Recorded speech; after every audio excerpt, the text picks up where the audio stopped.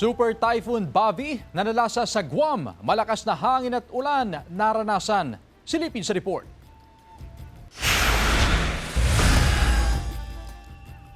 Malakas na hangin at pag-ulan ang naranasan sa ilang bahagi ng Guam sa paghagupit ng Super Typhoon Bobby. Sa kuha sa labas ng isang paliparan sa lungsod ng Tamuning, halos liparin na ang mga puno dahil sa lakas ng hangin. Ganyan din ang lakas ng hangin na nararanasan sa lungsod ng Apotgan, maging sa coastal district ng Tumon.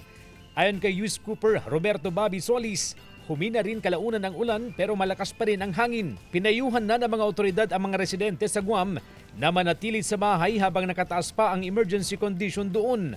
Walang naiulat na sugatan o nasawi dahil sa masamang panahon. Ayon sa US National Weather Service, nanalasa ang Category 5 na bagyo sa Northern Mariana Islands, partikular sa Tinian, Saipan at Rota. Ang Super Typhoon Bobby ay posibleng pumasok sa Philippine Area of Responsibility ngayong Martes o bukas. Tatawagin itong bagyong Inday pag nagkapasok na sa PAR.